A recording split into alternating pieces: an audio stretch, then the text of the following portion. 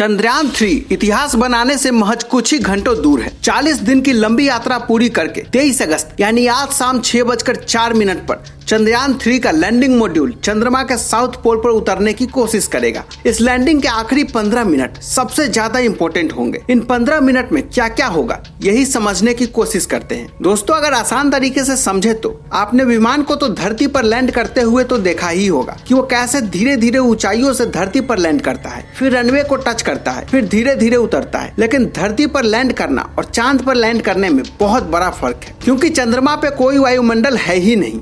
इसलिए लैंडर को हवा में उड़कर नहीं बल्कि पैराशूट की मदद से नीचे उतारना पॉसिबल है। इसके लिए पहले लैंडर की स्पीड को कंट्रोल किया जाएगा और फिर उसकी सॉफ्ट लैंडिंग की कोशिश होगी। चंद्रयान 3 का लैंडर एक लंबी गोलाकार कक्षा में चंद्रमा के चक्कर लगा रहा है। चंद्रमा की सतह से 100 किलोमीटर से गुजरने के बाद इससे चंद्रमा की ग्रेविटी पर लाने का काम बूस्टर करेगा। इसके बाद ये चंद्रमा की सतह की ओर तेजी से जाने लगता है, या फिर यूं कहे कि ये गिरने लगता है। तब इसकी स्पीड काफी तेज भी हो जाती है। पृथ्वी से चंद्रमा तक एक रेडियो सिग्नल भेजने में लगभग 1.3 सेकंड का समय लगता है। इसी सिग्नल को दोबारा जमीन तक पहुंचने में 1.3 सेकंड का समय लगता है। मतलब कई 100 किलोमीटर प्रति घंटे की रफ्तार से चंद्रमा पे गिरने वाले लैंडर को कंट्रोल करने में 2.5 सेकंड का वक्त लगता है। ऐसे में लैंडर को इस तरह प्रोग्राम किया जाता है कि वो अपने फैसले खुद ले। फिर अगर बात करें कि इसके बाद क्या होगा, तो जब चंद्रमा पे लैंडर की सॉफ्ट लैंडिंग हो गई तो इसके बाद लैंडर मॉड्यूल पृथ्वी पर सिग्नल भेजता है। फिर थोड़ी देर बाद इसमें लगा रैंप खुल जाता है। इसके जरिए रोवर प्रज्ञान चंद्रमा की सतह पे उतरेगा और वहां से तस्वीरें लेकर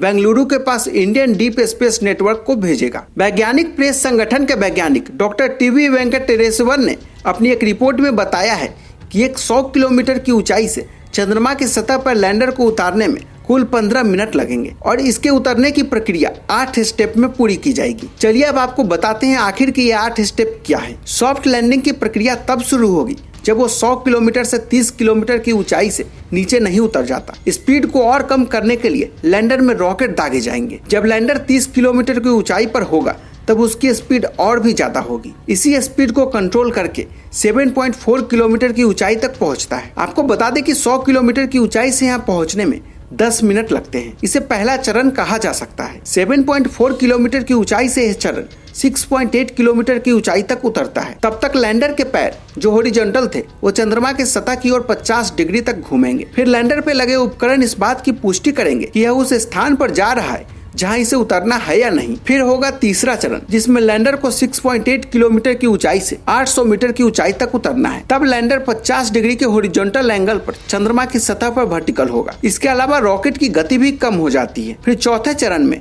यह 150 मीटर की ऊंचाई तक उतरता है। इस ऊंचाई पर लैंडर यह सुनिश्चित करेगा कि लैंडिंग साइट पूरी तरह से समतल है या नहीं। वहां से 5वें चरण में यह 150 मीटर से 60 मीटर तक नीचे उतरता है। वहां से लैंडर की स्पीड और कम हो जाती है। छठे चरण में ऊंचाई 60 मीटर से घटकर 10 मीटर हो जाएगी। इस बार लैंडर में लेजर डॉपलर वेलोसीमीटर नाम का एक नया यंत्र जोड़ा गया है, जो चंद्रमा की सतह पर लेजर पल्स भेजता है। यह पल पल की हिसाब लगाता है कि यह कितनी तेजी से नीचे जा रहा है। फिर अगला कदम होगा 10 मीटर की ऊंचाई से लैंडर की सॉफ्ट लैंडिंग कराना। इस स्तर पे रॉकेट जलना बंद कर देते हैं। 10 मीटर की ऊंचाई से लैंडर मॉड्यूल की गति 10 मीटर प्रति सेकेंड होती है, यानी कि आखिरी चरण है वो केवल 10 सेकेंड में पूरा हो जाता है। अगर इस मुकाम पे कोई तकनीकी खराबी भी होती है और लैंडर 100 मीटर प्रति सेकेंड की गति से गिरता है, तो भी उपकरण के पैरों को इतना मजबूत बनाया गया है कि वो काम करते रहे। लैंडर को 800 मीटर की ऊंचाई से 10 मीटर की ऊंचाई तक पहुंचने में 4.5 मिनट का समय लगता है, और ये वो वक्त होता है जहां पर कोई कुछ नहीं कर सकता। लैंडर के सुरक्षित रूप से उतरने के बाद रैंप खुलता है, रोवर प्रज्ञान बाहर आता है और चंद्रमा पे उतरता है, और फिर यह लैंडर की तस्वीरें लेता है